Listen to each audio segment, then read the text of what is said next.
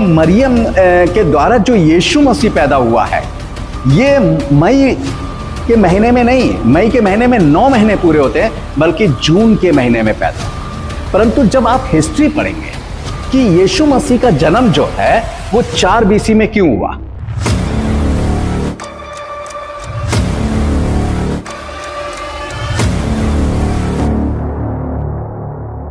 प्रभु यीशु मसीह के मधुर नाम में आप सबको जय मसीह की। प्रभु यीशु मसीह के जन्म की आप सबको हार्दिक शुभकामनाएं। हम बात करेंगे आज यीशु मसीह के जन्म को लेकर।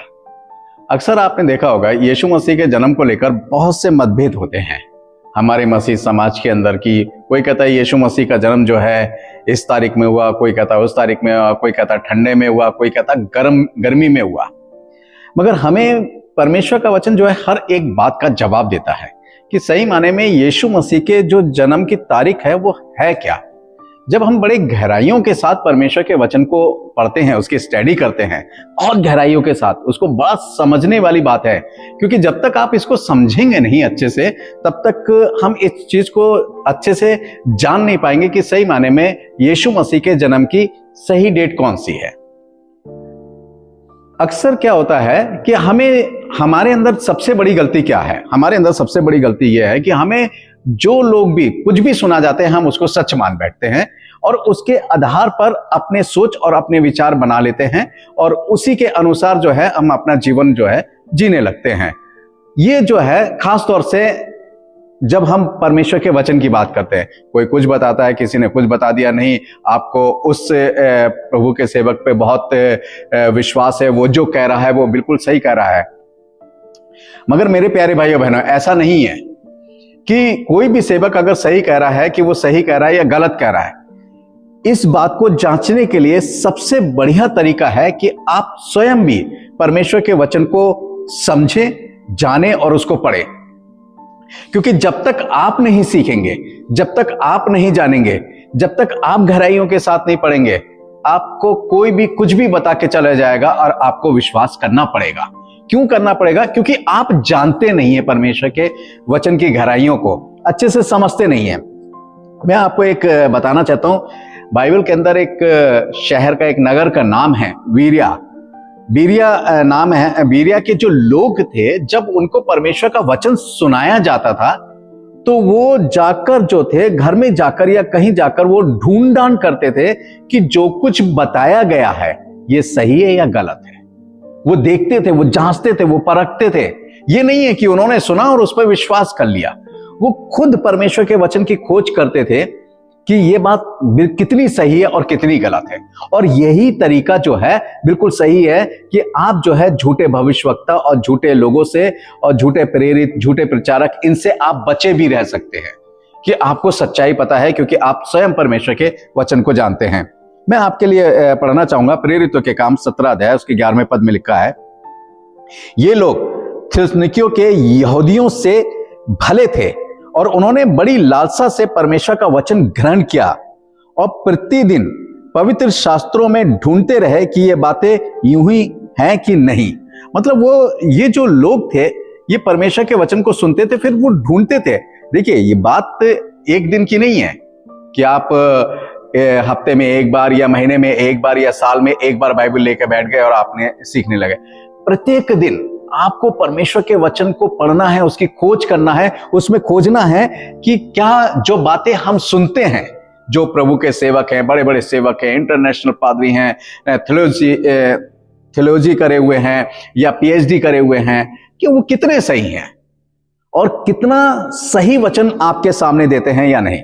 अगर इसकी जानकारी आप स्वयं प्राप्त करेंगे तो ये आपके लिए भला होगा। और सबसे बड़ी बात क्या होगा, जब प्रत्येक दिन आप परमेश्वर के वचन की खोज करेंगे तो आपकी आत्मिक उन्नति भी होगी, आपकी आत्मिक उन्नति होगी और परमेश्वर की ब्लेसिंग्स भी जो है आपके जीवन में उतरेगी। तो ये जो है ये तरीका बहुत सही है। फिर लिखा है, देखिए सबसे बड़ी बात क्या होता है कि एक कंफ्यूजन है जो मैं आपको बताना चाहता हूं।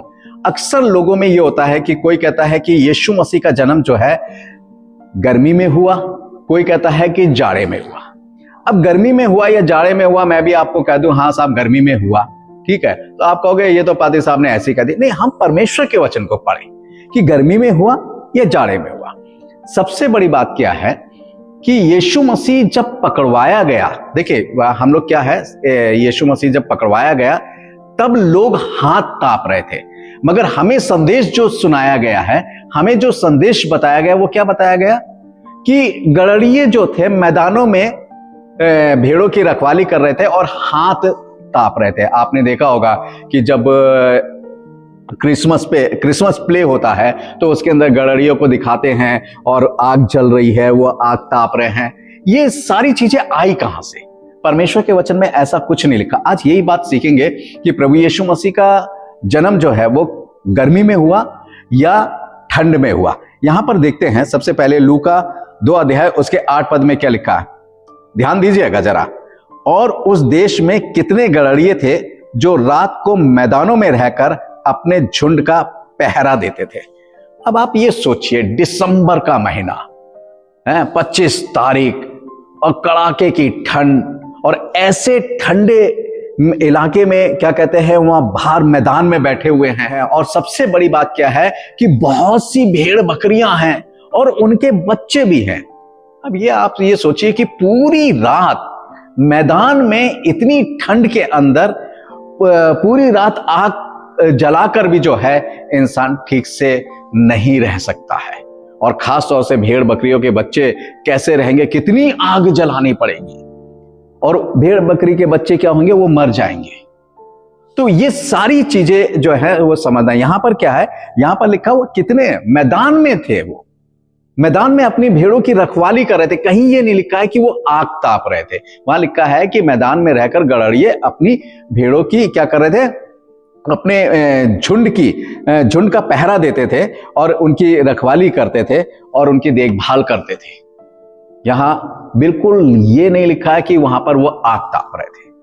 अब आप कहेंगे कि भाई बहुत सी बातें बाइबल में नहीं लिखी होती हैं। चलिए इस विषय पे भी बात करेंगे, मगर यहां पर क्या लिखा हुआ है, जब हम इस विषय की बात करते हैं तो बाइबल में जो है विशेष तौर से नए नियम में जो आग तापने की बात आई है, मैं नए नियम की बात करूं कि जहां आग तापने की बात आई है वो कहां पर आई है। जब आप पढ़ेंगे मरकुस, देखिए मैं बहुत से पूरा पद नहीं पढ़ूंगा, मगर आपको पद दे रहा हूं, आप नोट कर सकते हैं। मरकुस 14 अध्याय उसका 54 पद, वहां पतरस के बारे में लिखा हुआ है कि पतरस प्यादों के साथ बैठकर आग तापने लगा। ये कब की बात है?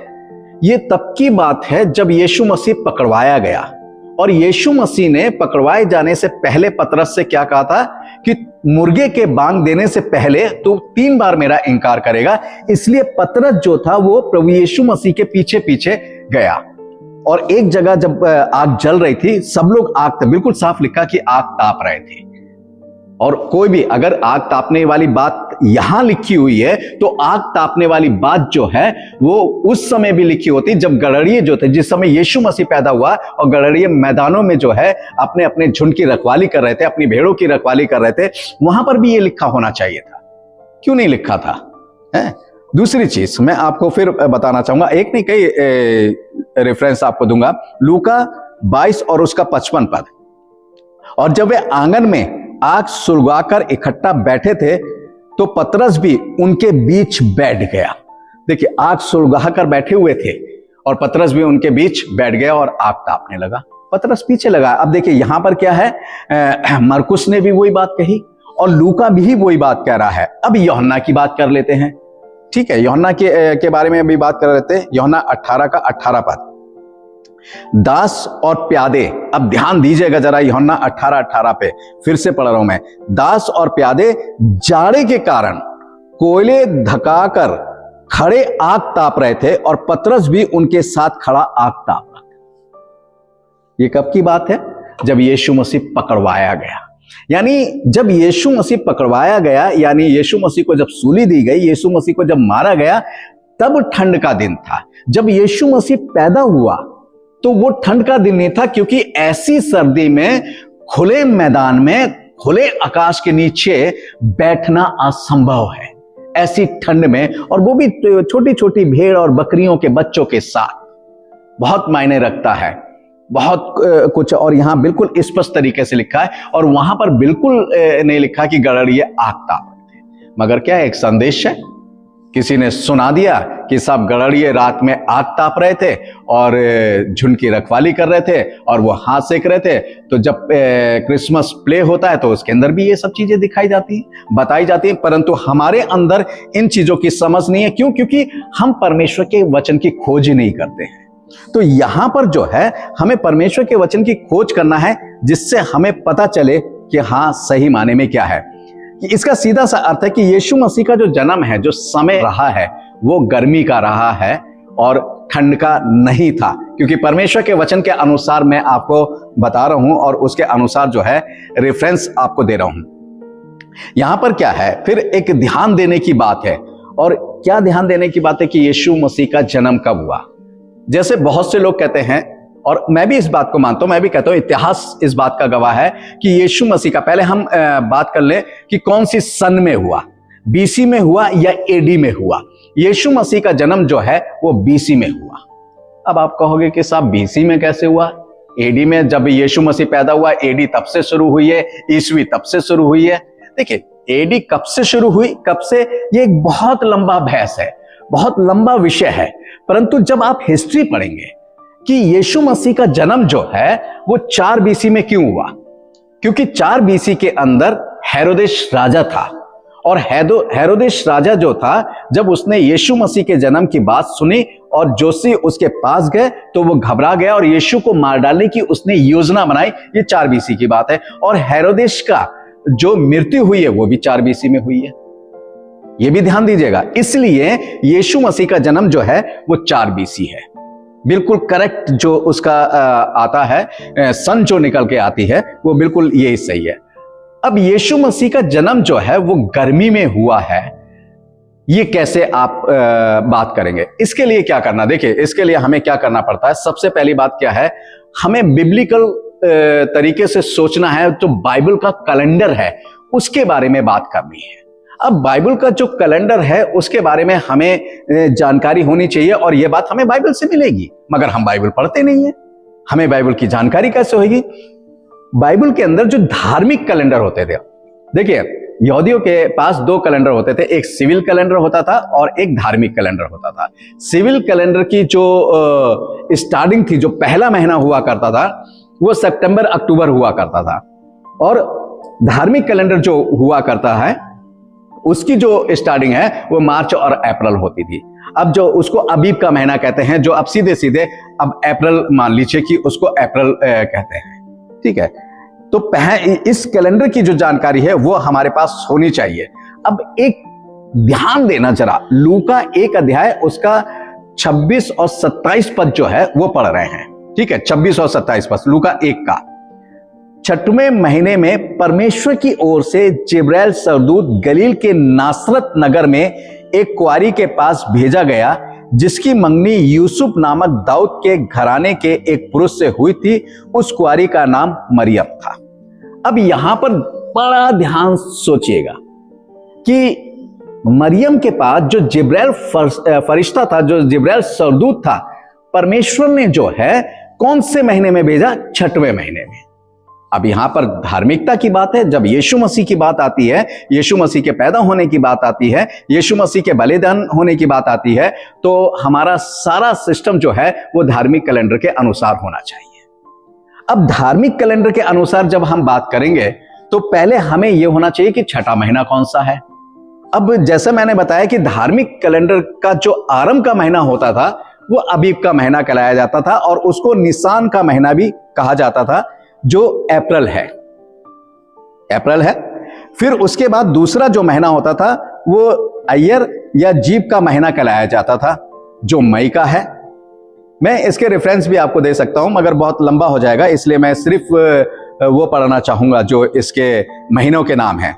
फिर सिवान जो जून का महीना कहलाया जाता था, तमुज जो जुलाई का महीना कहलाया जाता था, अब जो अगस्त का महीना है, और एलुल जो सितंबर का महीना है, तीसरी और जो अक्टूबर का महीना है, और मार्चेश्वन और बूल जिसको बूल भी कहते हैं, ये नवंबर का महीना है, और किस्लेव ये दिसंबर का महीना है, तेबेत ये जनवरी का महीना है, सेबेत ये फरवरी का महीना है, और आदार ये मार्च का महीना है। अब छठा महीना कौन सा हुआ, यह ध्यान देने की बात है कि अप्रैल जो है, जब पहला महीना है अप्रैल, मई, जून, जुलाई, अगस्त, सितंबर, यानी सितंबर जो है छठा महीना है। सितंबर जो है छठा महीना, यानी जिब्राइल जो सरदूत है परमेश्वर की ओर से मरियम के पास कौन से महीने में भेजा गया? छठवें महीने अर्थात सितंबर के महीने में भेजा गया। अब सितंबर के महीने में जो है वो भेजा गया। यहां पर क्या लिखा हुआ है, परमेश्वर का वचन जो हमने पढ़ा है, यहां पर ध्यान देने की बात है कि बहुत ध्यान देने की बात है कि लूका 1:36 में क्या लिखा है, जिब्राइल सरदूत मरियम को बताता है, तेरी कुटुंबनी इलीशिबा के बुढ़ापे में पुत्र होने वाला है। ये उसका जो है, जो मांझ कहलाती थी, उसका छठवां महीना है। यानी इलीशिबा का जो है ये छठवां महीना लगा है और छठवें महीने में जो है सरदूत जो है वो मरियम के पास गया है।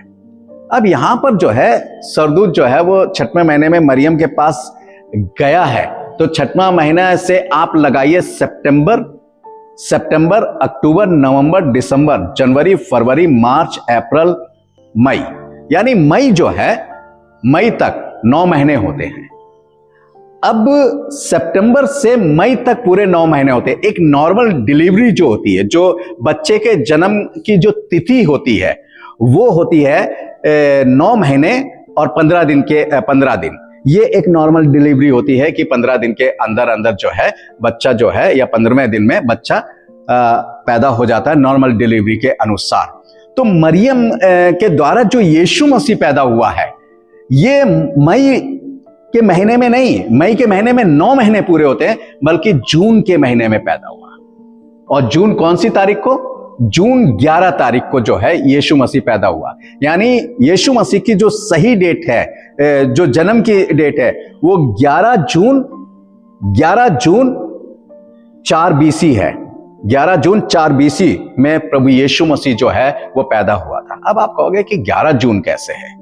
इसके लिए आपको और सरमन में आगे जाना पड़ेगा और हम देखेंगे, परंतु अभी हम जो देखते हैं परमेश्वर का वचन जो बताता है हमें, यहां पर बहुत सी जो डेटें इसमें दी हुई हैं वो बिल्कुल सही तरीके से।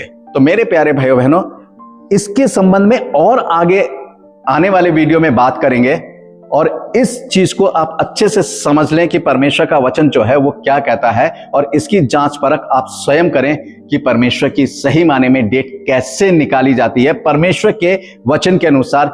इसके बारे में भी आप सीख रहे हैं और आने वाले और भी संदेशों में आप सीखेंगे। तब तक के लिए प्रभु आप सबको आशीष दे। आमीन।